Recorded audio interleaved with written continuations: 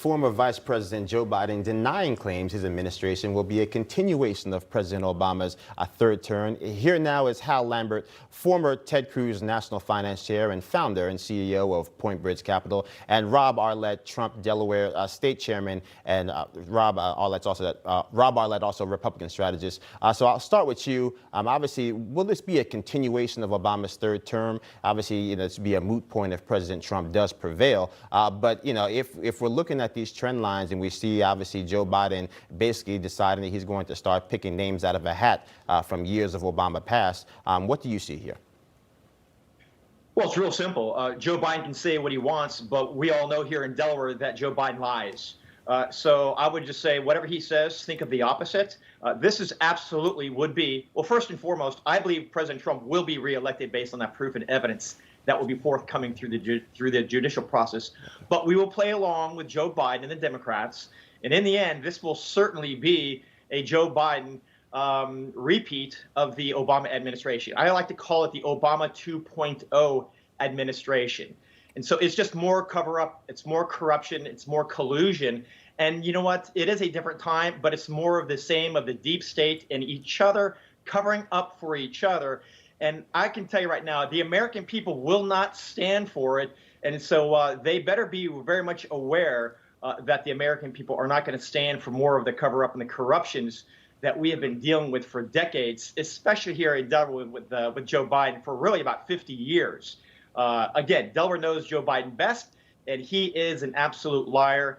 And we have lots of evidence about that as well, my friend. Right. Now, Trump's senior legal advisor responded with this tweet. All this media chatter of Joe Biden picking his cabinet is like fantasy football, meaningless in the real game. Yeah. So, to be clear, why is Joe Biden even announcing cabinet members right now as the remainder here? If we take a step back and kind of look at it, kind of a 30,000-foot view, obviously, I think there might be more pressing issues than trying to go through a laundry list of appointees here. What do you think is the issue that he's facing here right now? Well, look, I mean, it makes sense that he's doing this because he's trying to push the narrative that he's the president-elect and that he's going to be sworn in January. So he's going to come out with people. But, I think at the end of the day, look at who he's appointing. I mean, he's appointing an administrative state. It's the same kind of administrators that Obama had when he was with the Obama administration. So it's none of these people are masters of industry or have done really much in the private sector. They're all just government officials that are there, quite frankly, as I've seen other people say, to manage the decline of the United States. So hopefully we're going to end up with something that's better than what we're seeing so far. But I think right now what we're looking at is a Biden administration that's going to go right into Obama 2.0. He's already talked about. I can't believe he said in that same interview that we're no longer going to have America first.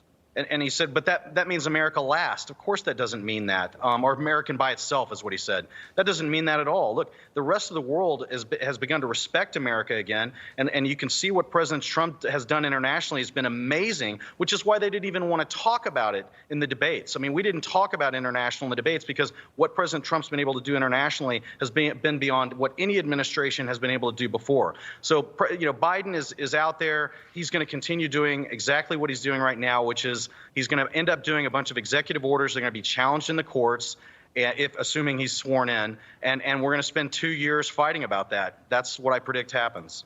Right. And obviously, just a reminder, Joe Biden did make that pledge to say that he was going to wait until the certification process was done, that he was going to go through this entire process. We actually have that soundbite here. Take a listen. Final question for you. Will you urge your supporters to stay calm while the vote is counted? And will you pledge not to declare victory until the election is independently certified? Yes, and here's the deal. We count the ballots, as you pointed out. Some of these ballots in some states can't even be opened until Election Day. And if there's thousands of ballots, it's going to take time to do it. Right, so obviously you have Joe Biden there, obviously already breaking his first campaign promise. We don't know where we're going with this, but Hal, I'll stick with you here. At some point, what do we think that this is actually going to all lead to? Because again, if you're talking about international victories, you're talking about the best relations America has ever had with the nation of Israel. You're talking about a pathway to peace in the Middle East. The media doesn't actually talk about any of this, and yet somehow you would think that these would be the things things that would be on the priority list of the same people who decided they were going to rush to judgment and hand Barack Obama a Nobel Peace Prize. You would think so, but obviously the media, and that interview was basically a softball interview that you watched right there as well. I mean, there weren't any difficult questions there. It was all very softball. I think at the end of the day, if Biden is sworn in, we're going to end up with, John Kerry is in there 2.0. They're going to be pushing for, subsidies of renewable energy that's going to go to their cronies and their friends. And, that's what we're going to end up with, is pushing for enriching those that are in power at the expense of the rest of the American society. And so, again, the Republican Senate, if we can hold the Senate, assuming we do in Georgia, which I think we will, we're going to have to really step up and hold the Biden administration, assuming he's sworn in, accountable. Now, if President Trump is still fighting, I do think it's not right for Biden to have moved forward after he already pledged that he wouldn't do that. There hasn't been a certification. The Electoral College has not met and voted him in, and there is still claims in the court going through the courts right now. So we'll see what happens there. So maybe this whole thing will be moot here soon, but if not, I think we're going to end up with an Obama 2.0. Right, and Rob, I'll come to you because, again, we start looking at the trend lines here. What do you glean here? What type of other appointees do you think that we can expect? Obviously, we spoke to Steve Forbes this past weekend, who said maybe we don't get somebody like a Bernie Sanders in the cabinet, but we start getting Bernie Sanders ideological clones, people who are more hell-bent like an AOC. Do you think we get something like that? Do you think we start seeing them start to sprinkle in some more Obama-tired hands, the Susan Rice of the world? What are you projecting? Absolutely. Again, Joe Biden is very predictable, and I think that he's all about enriching himself and his family and those around him. So whatever he can do to ensure that their illegal operation, in my mind, that they've been doing for decades, has the ability to kind of stay under the radar and be protected, right. That's who he will surround himself with.